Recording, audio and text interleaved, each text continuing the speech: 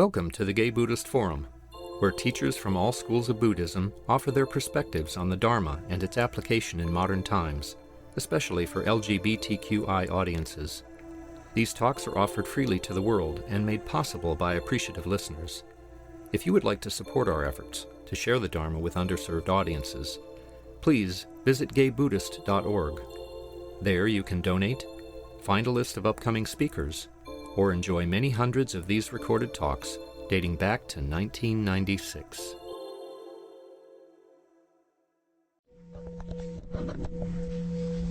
Okay, welcome back. At this time, it's our position to go around the room and introduce ourselves. My name is Grisha. I'm George. Dennis. Jared. Ivy. Stephen. Jason. Some Gary. Brian. My name is Mark. Peter. Jay. Jim. My name's Harley. My name is Pat. Mark. My name's Michael. I'm Coyote. Craig. Christian. My name is Douglas. My name is Ray. I'm Larry. I am Don. Mike. I'm Clint. My name is Jerry. Roger. Okay, welcome everyone. And today's teacher is David Lewis. So let me read the blurb for our newcomers who don't know David. David Lewis has been following the Dharma path for 45 years and has a degree in comparative religious studies. He teaches insight meditation and enjoys sharing the Dharma at several sanghas around the Bay Area. He is a proud longtime member of the Gay Buddhist Fellowship, and his scheduled talk was to be on the Foundations of Mindfulness Part 2. However, I changed it. I hope nobody leaves. I can always come back to Satipatthana. It's really a year-long exploration. The Satipatthana Sutta is the Buddha's teaching about foundations of mindfulness, basically how to meditate. But I noticed, I was here a couple of weeks ago when Reverend Shutt spoke from the Zen tradition, and even though it wasn't really the focus of her talk, the questions and answers and the discussion was all about how does Buddhism help us deal with difficult times. And I speak at a couple of different sanghas besides GBF, and this topic just keeps coming up, understandably. So it just seems there seems to be a need to talk about dealing with difficult times, maybe more so than usual. On the other hand, that's basically the topic of all the Buddha's teachings. There's nothing new. There's not a special Buddhist teaching about how do I deal with difficult times. The Buddha said, I teach the noble truth of suffering and alleviation from suffering. That's it. When we talk about this practice that the Buddha taught, he didn't found a religion, but he did offer a practice. This practice that the Buddha offered was about dealing with difficult times, whether it's difficulties in our own personal lives, illness or relationships, or old age, death, and loss, or whether it's difficulty in society,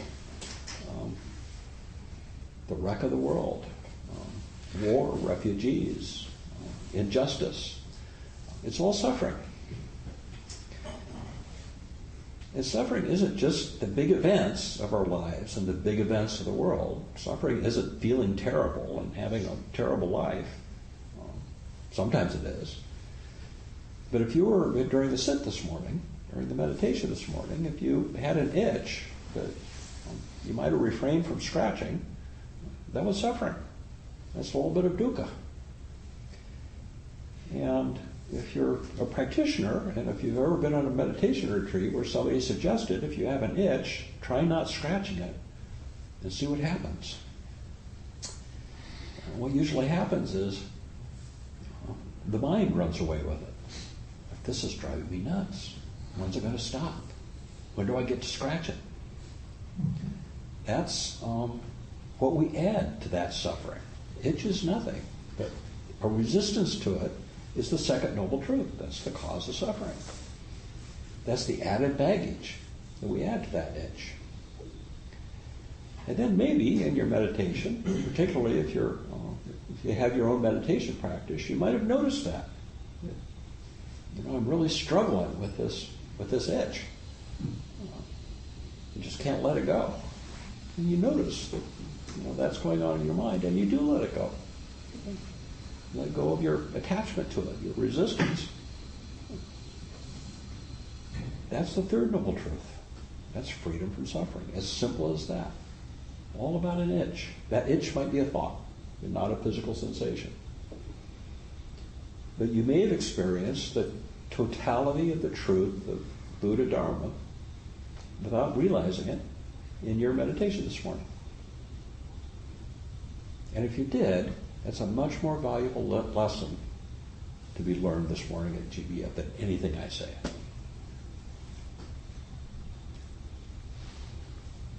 Peace. It does not mean to be in a place where there is no noise, trouble, or hard work. It means to be in the midst of all those things and still be calm in your heart. I don't know who said that. I don't think it's a Buddha quote. But it defines equanimity. So that's what I'd like to talk about this morning a little bit. There are different responses in Buddhist practice to difficulty. And the ones I like to kind of come back to and focus on are the Brahma Viharas, the divine states that the Buddha said we should cultivate. Metta, goodwill, or loving kindness is one of them. And compassion is another one, both compassion for others and compassion for ourselves. And equanimity is the fourth Brahma Vihara.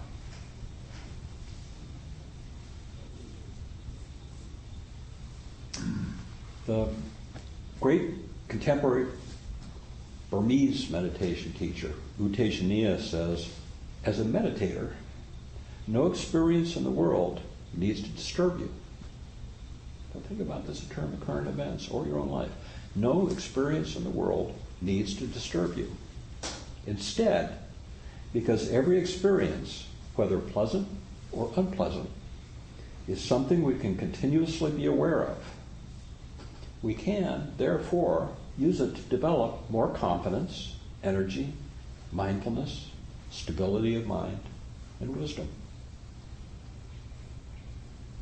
So who doesn't want that? That's how we can relate to the events of the world. We can use them as our teachers to develop more confidence, energy, mindfulness, stability of mind, and wisdom. According to U Tejaniya, it's one of my favorite teachers, he says that the practice of meditation is not about finding calmness or tranquility. The practice of meditation is about knowing. It's about knowing. It's about awareness. Tranquility is an occasional side effect of recognize our habitual mental patterns and knowing them. Because then we can let go. And in letting go, there's some tranquility. But from his teachings, his point of view, what's important is that we know first. That awareness is what really matters. Tranquility is just a side effect. So, right effort, which is one step on the Eightfold Path, Noble Eightfold Path, right effort is about knowing what leads to happiness and what leads to suffering. And if we know what, in our mental patterns, what leads to happiness and what leads to suffering, then we can cultivate the former and we can let go of the latter.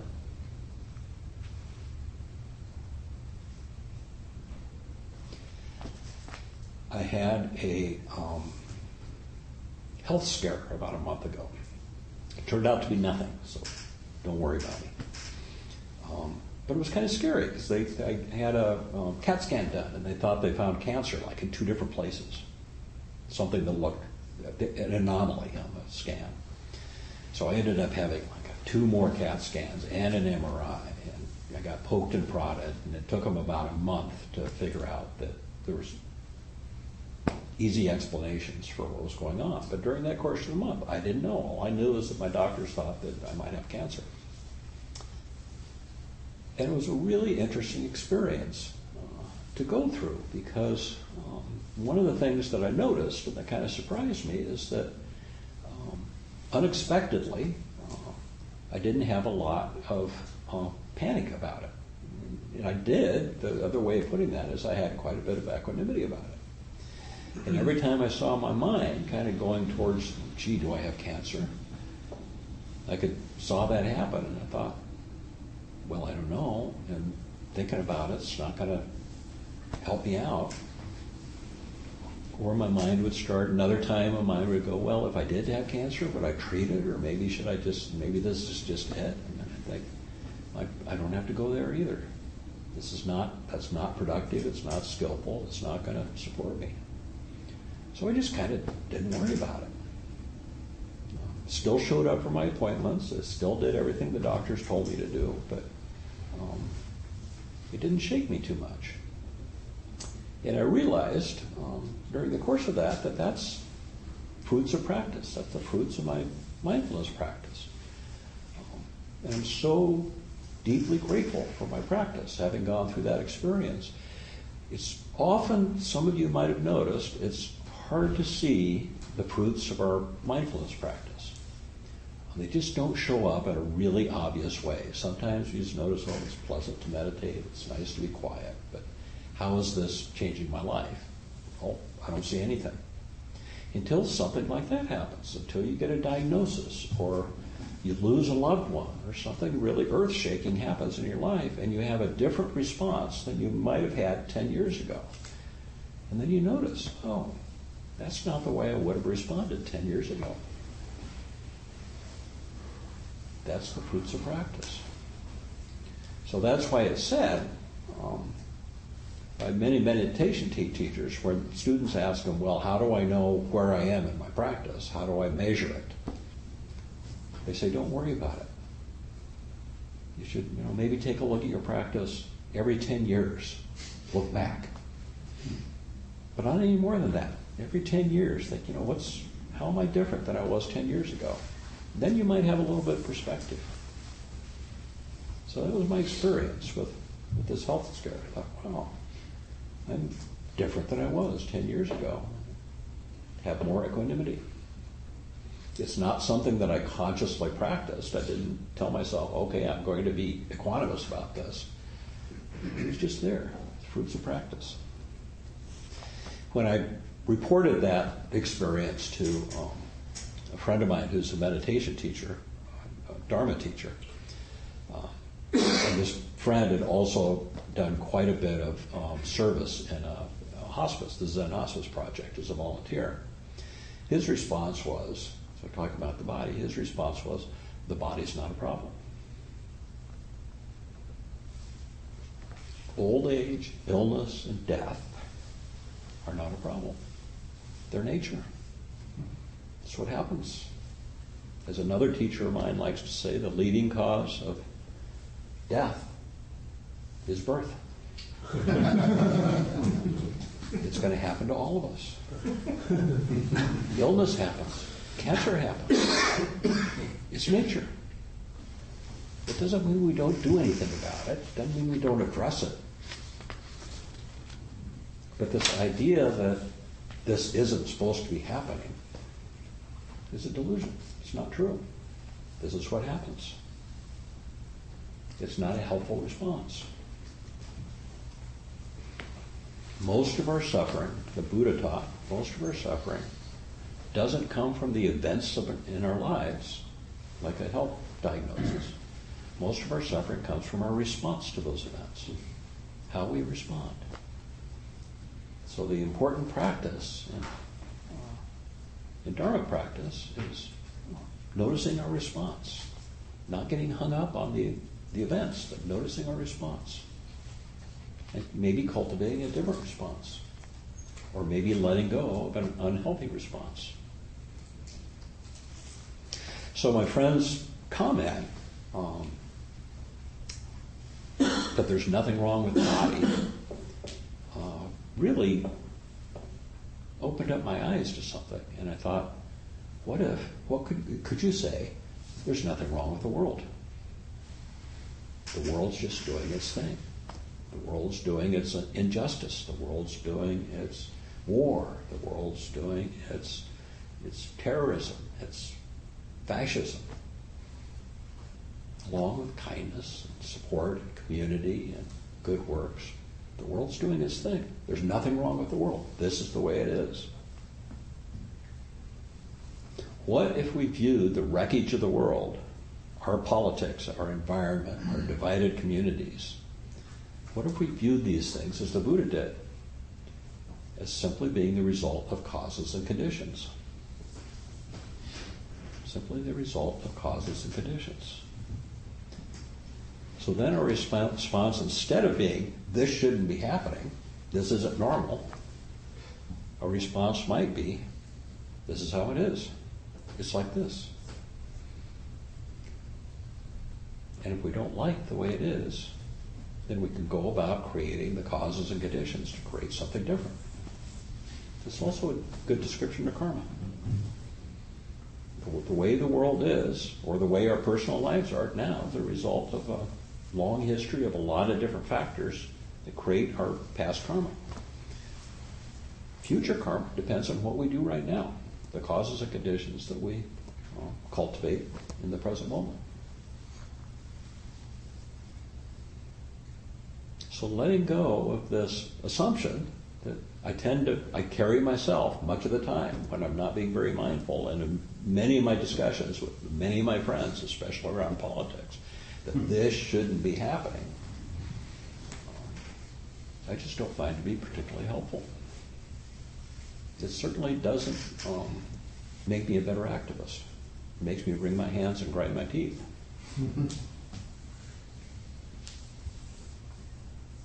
Believing that we're living in a slow motion train wreck is pretty stressful.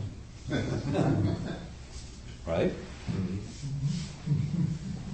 That's what I'm seeing in so many of the sanghas where I talk, is we're all pretty stressed out. And I recognize that in my own life.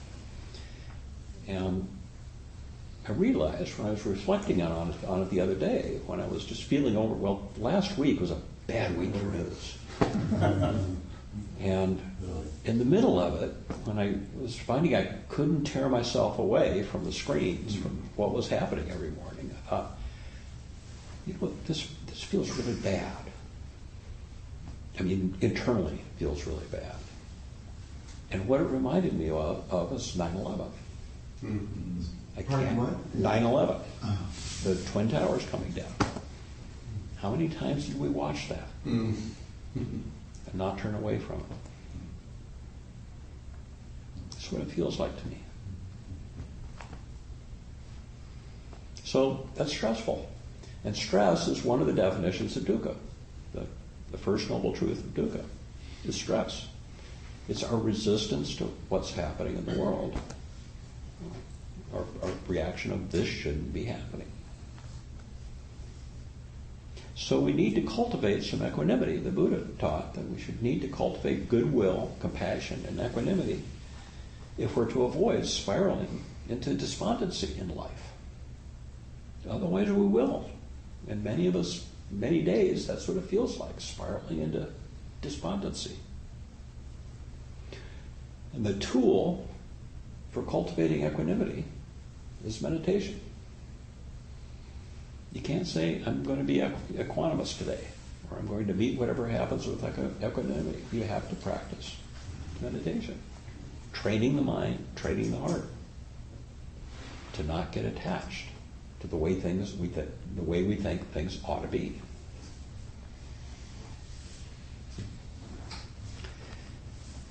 There's a famous story in the Buddhist tradition about King Ashoka.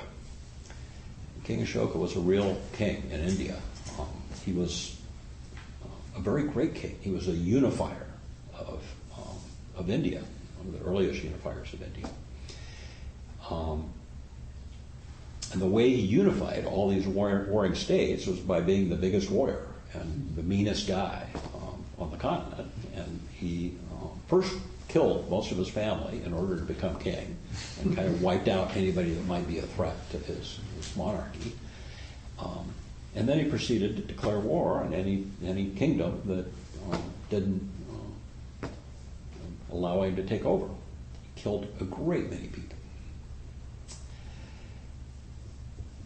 He's also famous for having converted to Buddhism and creating one of the most peaceful empires that the world has ever known. And the story about how that happened is a legend. I've since learned, when I was actually researching this talk, looking into his story, I realized there's different versions of the story. But, people in India are pretty aware of this story. School kids know.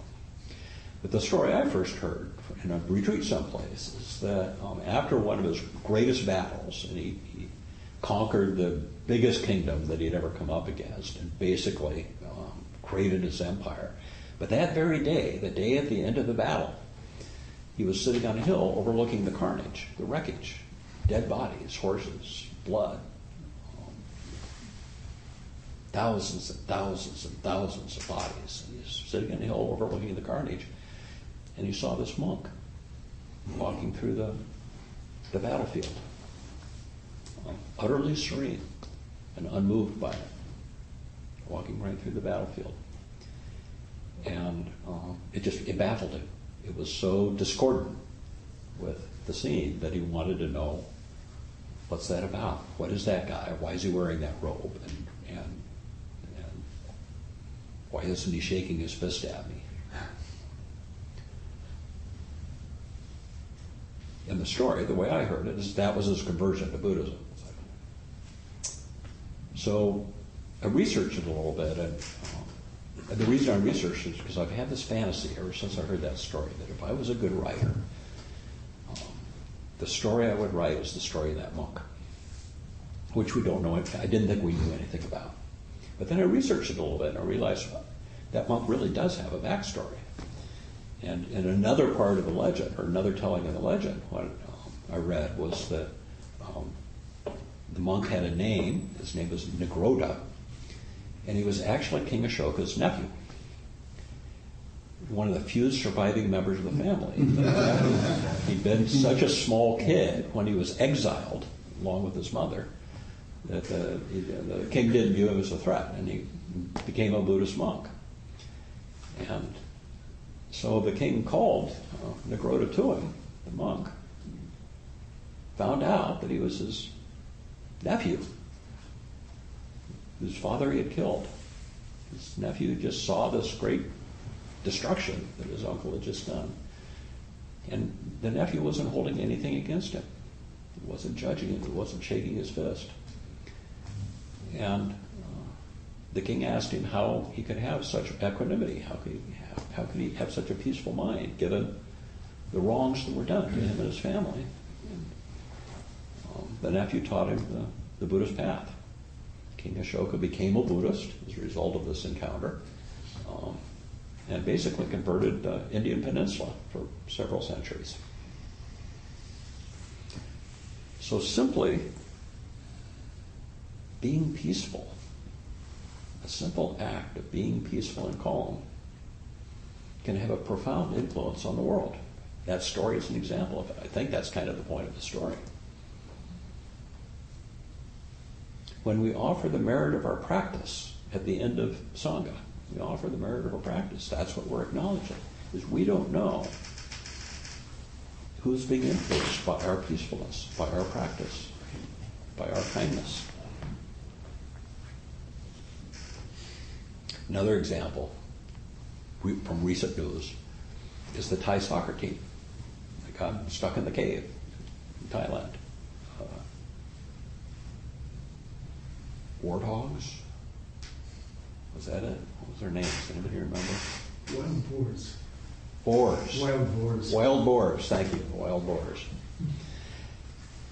So here's a bunch of really little kids that are stuck in a totally dark cave with waters rising for 10 days with little or no food.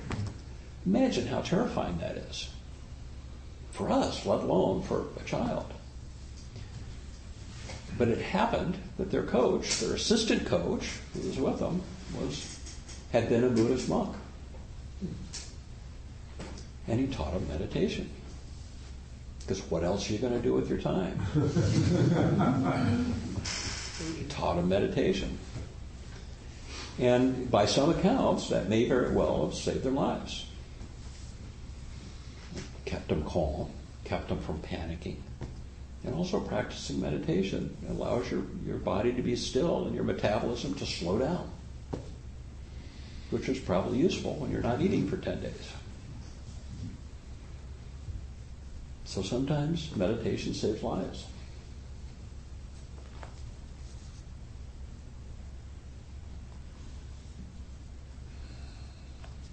One more story. Thich Nhat Hanh tells a story of it's about using equanimity to deal with difficult times. Still in my theme. Thich Nhat Hanh tells a story about the evacuation of Saigon, of South Vietnam, at the end of the war. And he heard stories that what happened. I have this on film. But what happened is people would swim out to whatever boat was leaving the coast. The boats were fishing boats, canoes, whatever it was, that were heading out to the American ships that were anchored off the coast. And every single one of these boats was overloaded because everybody was trying to get out of the country. It was a panic. It was a mass exodus. And a lot of those boats capsized and a lot of people died. But Thich Nhat Hanh heard a story that if there were boats where there were meditators, not necessarily monks, but people that were calm, that meditated. And it was pointed out to it that if there was one person meditating in an overcrowded boat, chances are that boat did not overturn. That one person had that much effect on the rest of their passengers. They survived. So that's another inspirational story to me. And one of the ways that I think about it is whenever I ride Bruein or Bart nowadays, I'm drawn to anybody that's not on their phone. I'm drawn to anybody on Bruein or Bart that is just sitting there peacefully, maybe with their eyes closed, maybe with their eyes open, but they're just not doing anything, but just sitting quietly. Those are the people that I notice. And it does something for me. It's a pleasant experience.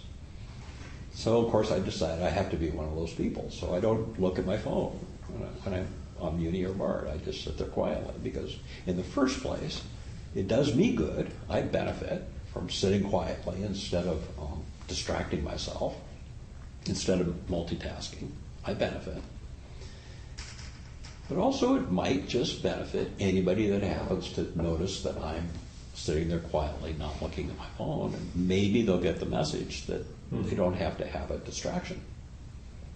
It's not necessary to distract ourselves. Sometimes just sitting quietly is enough.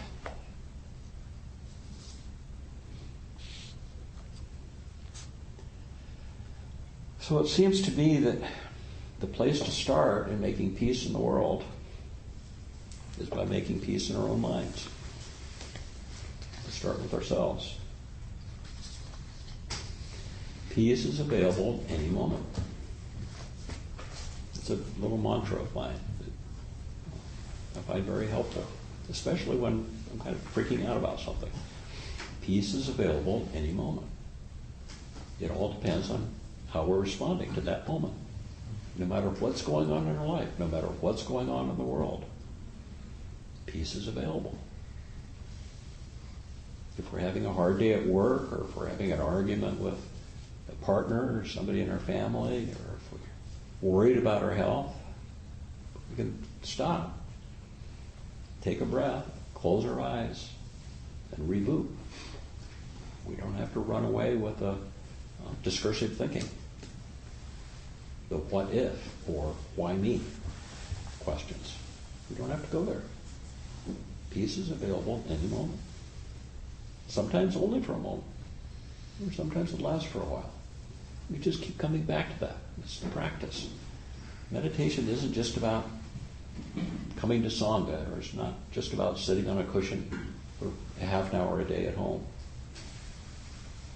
It's about knowing what's going on in your mind and making choices.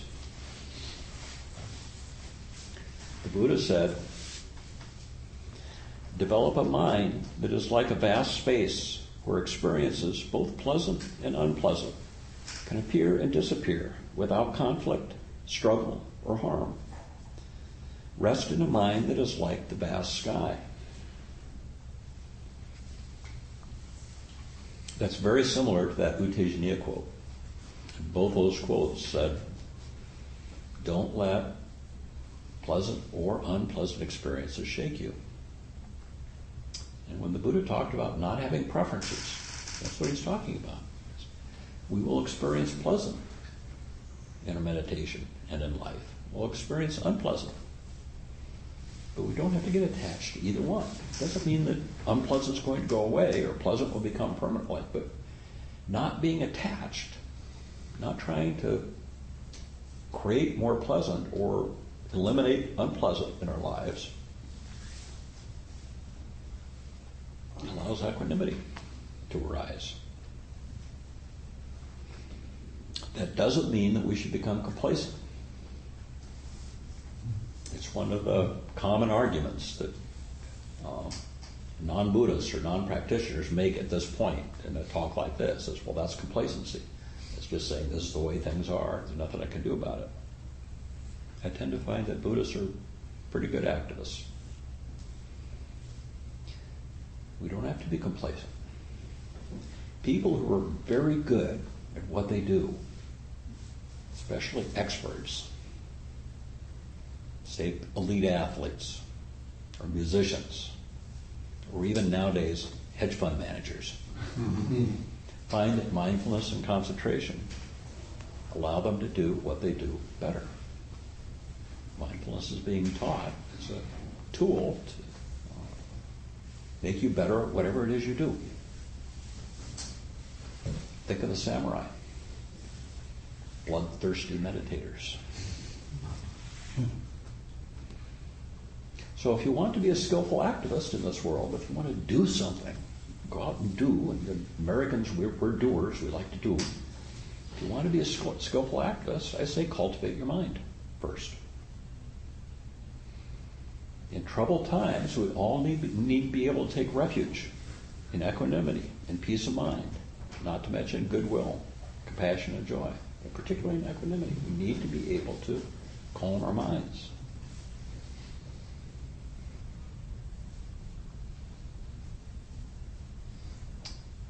Just when I was reviewing this talk before I came over this morning, I went over that line. In troubled times, we can have peace of mind, not to mention goodwill, compassion, and joy. Up popped a thought of Anne Frank. And most of us as kids, if not more recently, have read the Anne Frank story. But here she is living in utter terror in a terrible society, living in fear and hiding every day. And if you read what she wrote, it's peace of mind. She shows peace of mind, goodwill, compassion, and joy. That's the amazing thing about her story. If we don't cultivate peace of mind or inner peace, we burn out.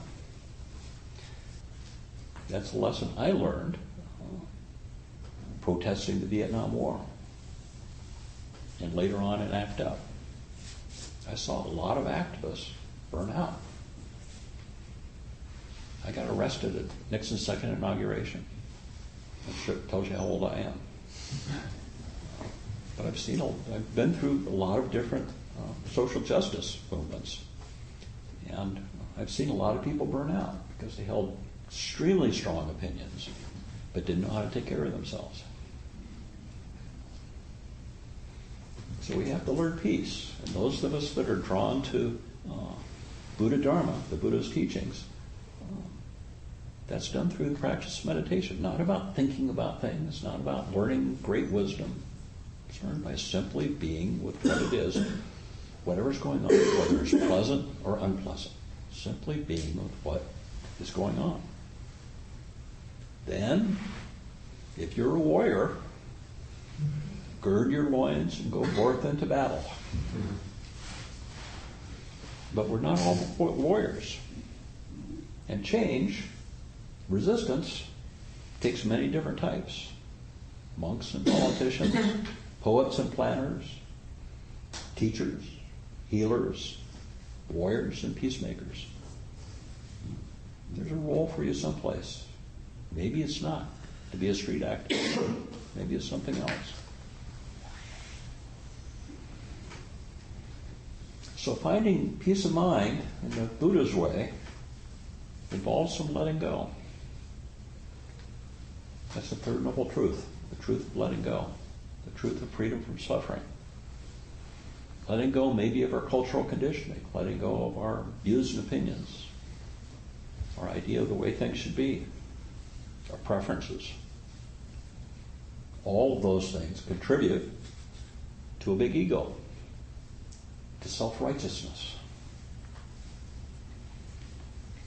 Has anybody noticed some self-righteous indignation lately? How's that feel?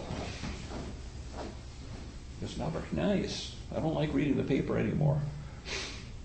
I do. I get self-righteous every morning. I do.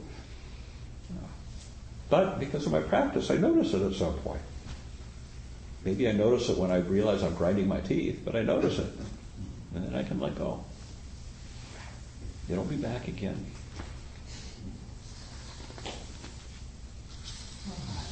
So being fully present in the moment means not being attached to our preferences.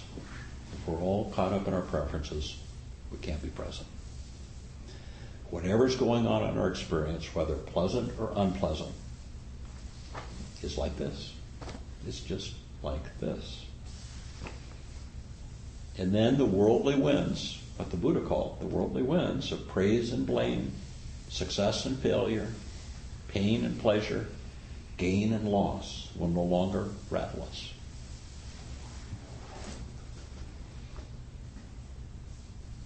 One of the most important things that we can learn from our practice as a direct experience is to know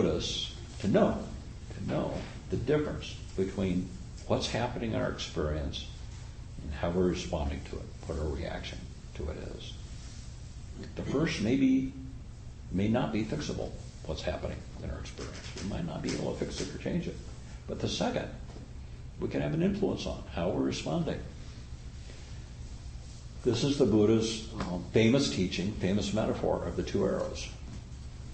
Buddha said everything that happens to you in life, absolutely everything, physical, mental, or otherwise, everything that happens to you in life is like being hit by two different arrows. The first arrow is whatever it is that happens, a cancer threat. The second arrow is how you respond to it. The Buddha said that almost universally, most of our suffering comes from the second arrow, not the first arrow. Most of our suffering in life comes from our responses to things. So this is a tremendously useful lesson to notice in mindfulness practice, is the difference between what happens and how we react.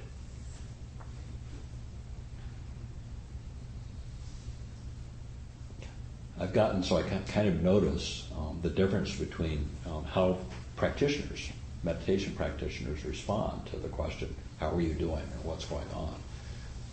They often have a noticeably different response to somebody that doesn't practice. Somebody that doesn't practice, and oftentimes me, when I'm not being mindful, somebody asks me what's going on, I'll tell them what the events of my life are, the story of my day, what's happening today that's good or not good.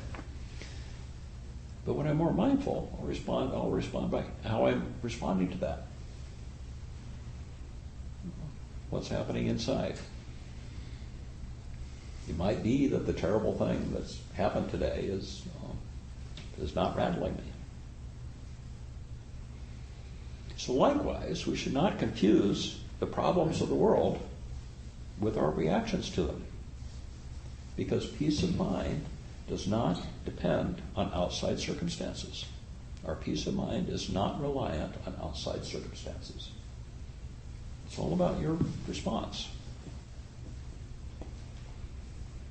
So if we can deflate our judgmental, controlling self just a little bit, we'll be able to see things more as they are, with nothing left out. The other thing that came to me this morning, I was sitting here and I went over that line. We can deflate our judgmental, controlling self. What's it look like to deflate the self? I thought of that Trump balloon in London. Trump baby. The angry baby that's full of hot air. That's me sometimes. Sometimes I'm that angry baby.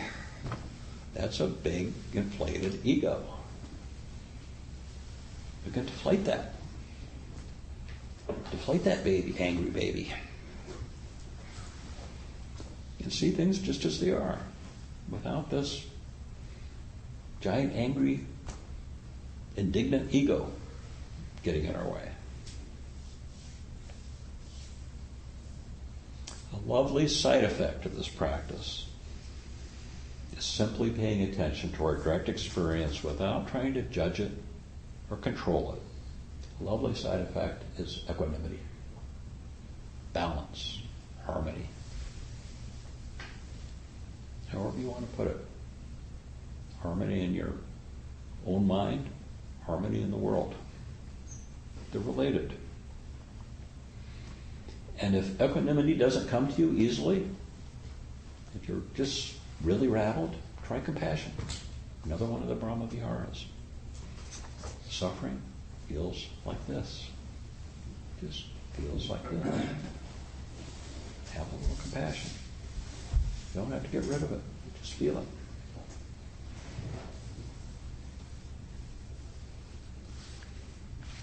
So I'd like to end with a short poem by Wendell Berry, How He Feels. It's called The Peace of Wild Things. When despair grows in me, and I wake in the middle of the night at the least sound, in fear of what my life and my children's lives may be, I go and lie down where the wood drake rests its beauty on the water, and the great heron feeds. I come into the peace of wild things, who do not tax their lives with forethought or grief. I come into the presence of still water, and I feel above me the day-blind stars waiting for their light.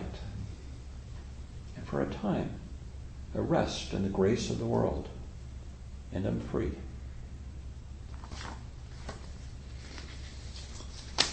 So thank you for your kind attention. And as always, I'm most interested in what you think. Feedback or questions, or what helps you. What tools do you find to be useful in keeping peace of mind in difficult times? Thank you for talking about the self-righteous response. A speaker here some years ago spoke about how she had been wronged by a man and she could not let it go. And it took her a long time until she realized that if she indulged in what she called the perfume of self-righteousness, she was a goner. She'd go into the Spiral addiction, right? And sometimes when I graze the news in the morning, I'm looking for that buzz,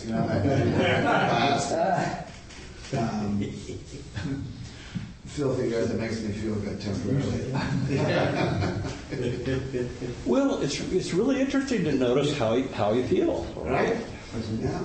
Because it does, at least the first wave for me, the first wave of anger is self-righteousness. It's kind of, whoa, it is kind of a buzz, Yeah. as you described. But then I almost always notice that as I spiral into feeding that, that it's pretty unpleasant. It's exhausting, actually.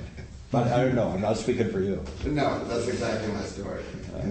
Yeah, I exhaust myself every morning. So that's actually that's a great mindfulness practice that we can all practice. Is to go ahead and read the paper or watch the news or wherever you get it, but notice how you feel.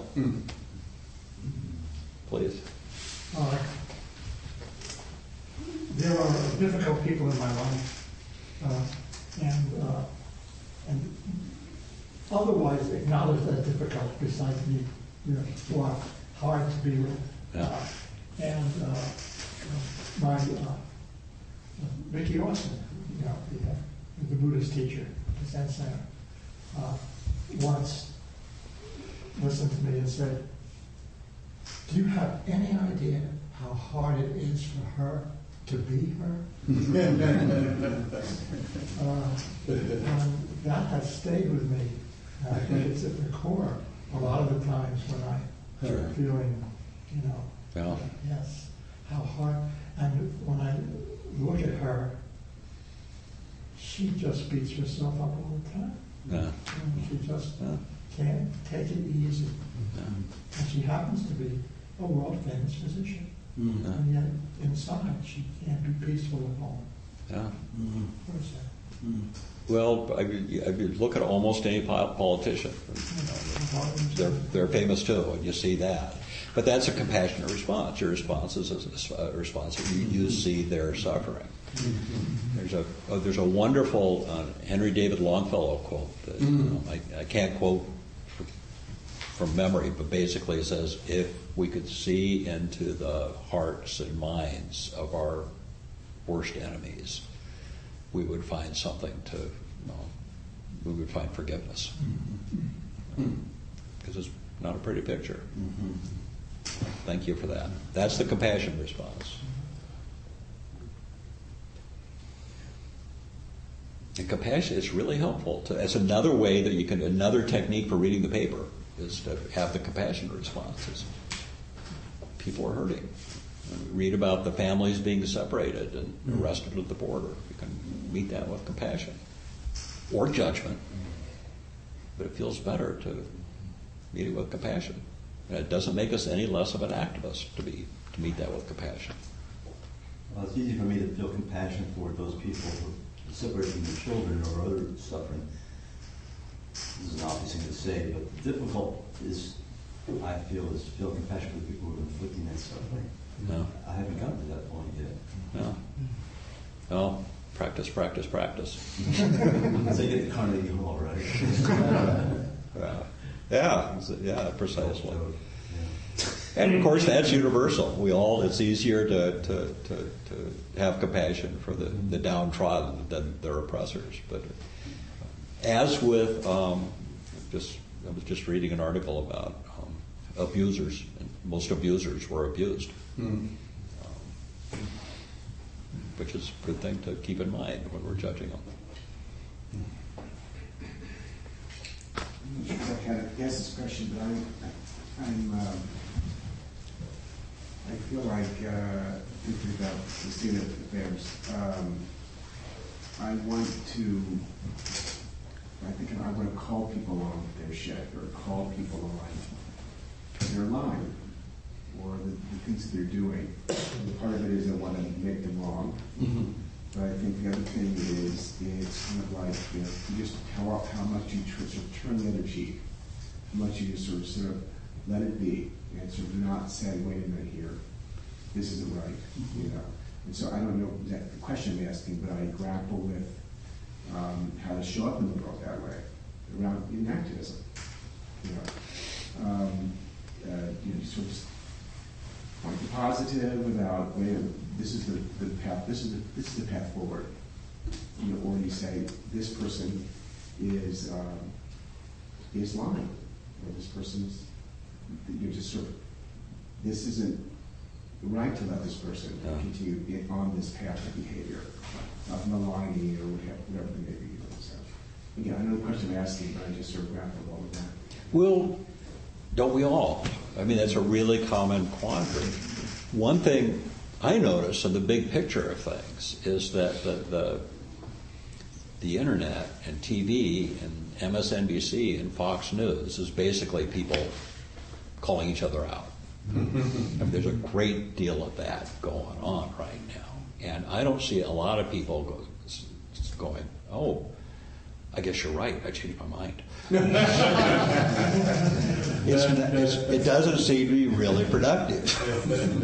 So maybe behaving differently in the world and being kind and being compassionate and not having the fuck you response. Maybe a gentler response would be helpful. I don't know for sure. I guess it depends on the circumstances. But, I mean, isn't that what we're seeing in our world? We're seeing so much divisiveness, and nobody's listening to anybody else unless they're saying exactly what they want to hear. It's interesting.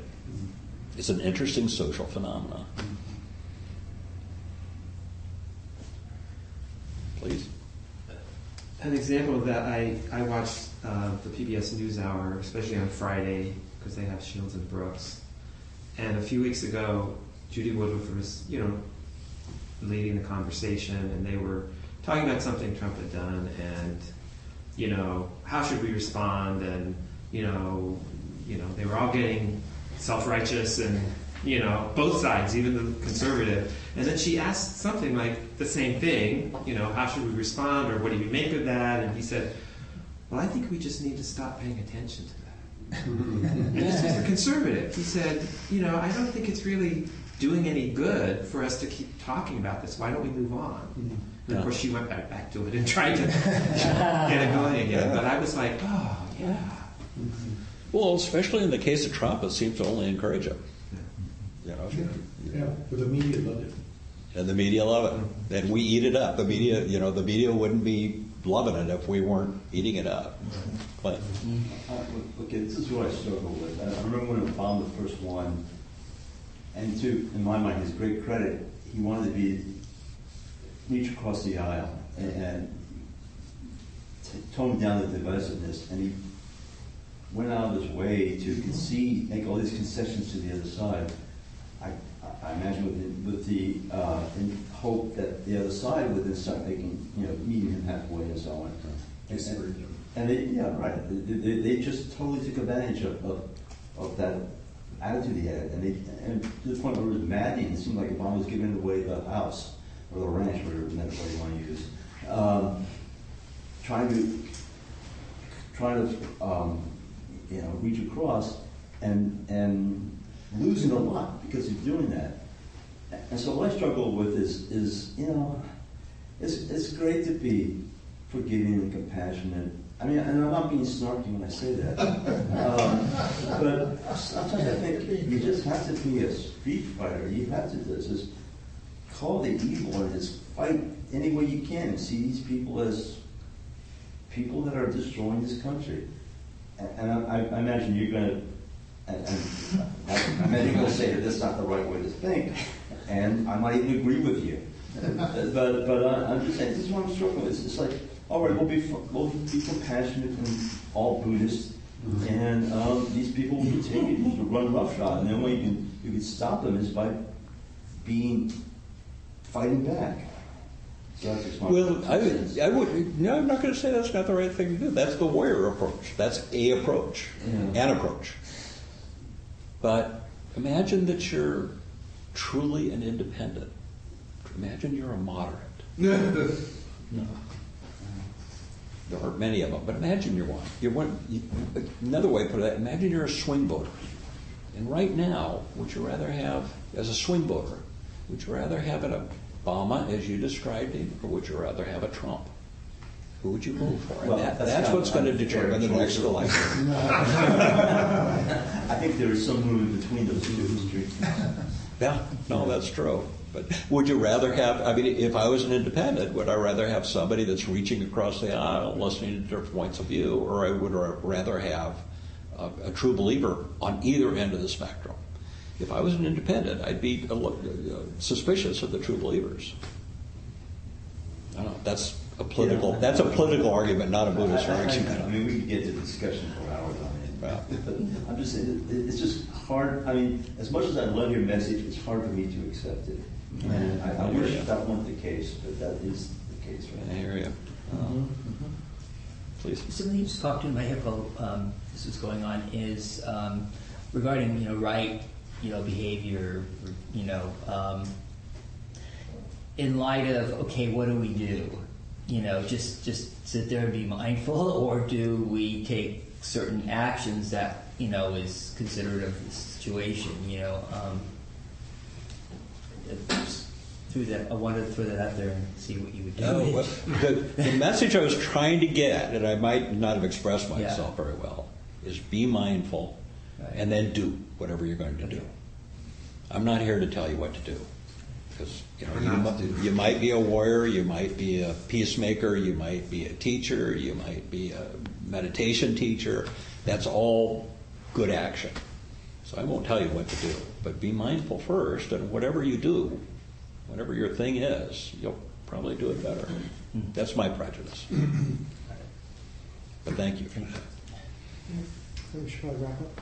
Is that it? Thank you. Thank you, everybody. Our host.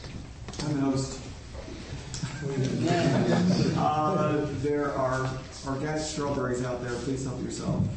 I'll come around with the Dharma bowl. Suggested donation is $10 to help support the Sangha, pays the rent for this beautiful space. And our newsletters of prisoners and Larkin Street Youth Center dinners and all kinds of things that we do. So please give generously. And sometimes people meet at the door at 12:30 to go out for lunch. If you're interested in that, hang out and look for that.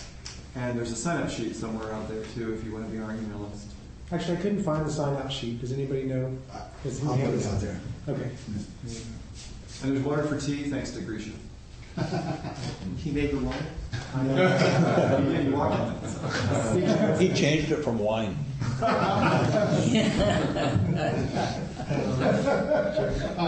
the GBF retreat will be September 28th, 29th, and 30th of Ajapani. I think that's our 27th year. Wow. And Bill Weber will be our teacher. There's registration forms and flyers on the credenza. If you have any questions, I'll be around on the registrar. Yeah, I have a couple of recommendations. There is an astonishing documentary called Three Identical Strangers, which will stir your deep waters. It is quite compelling. Was it? Alamo and Kabuki, that's out of the Kabuki. the Kabuki. Yeah. Three Identical Strangers about triplets separated on purpose. on purpose by an adoption agent so they could be studied. Oh my. That's cold. Yeah. It's a great. The other is the San Francisco Choral Society is going to sing Mozart's Great Mass in C minor. Yay! There are flyers out there. It's in April 12th and 13th, 11th and 12th. And it's absolutely gorgeous. August.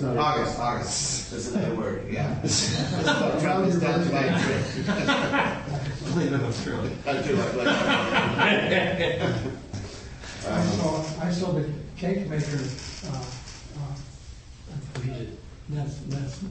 It's a fabulous, deeply sensitive. What film is this? Cake Maker. Cake maker just opened it, and it's very poignant. It's very deep. Not sure how long it's going to last. It's not the kind of. It's not a blockbuster. No, it's not a blockbuster, but it is so deep and poignant about the struggles of a person with this sexuality. Moved me out. Any other announcements? All right. Next week, Amanda Ream will be a teacher. Amanda facilitates the Q Sangha for the queer community at SF Against the Stream, Oakland Dharma Punks, and Social Justice Sangha at the East Bay Meditation Center in Oakland. She also practices generative somatics and is a union organizer with domestic workers. She lives in Oakland. She'll be here next week. And let's gather for our dedication of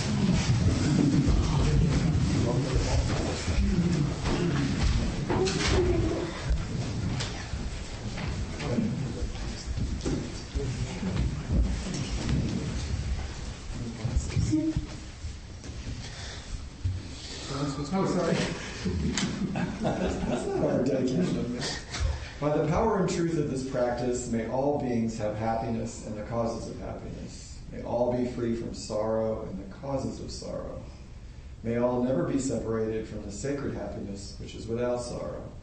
And may all live in equanimity without too much attachment or too much aversion, believing in the equality of all that lives. Thank you for listening to the Gay Buddhist Forum. If you would like to hear several new talks per month and be notified of upcoming speakers so you can participate live, please subscribe to this podcast, like us on Facebook, and join our mailing list by visiting gaybuddhist.org.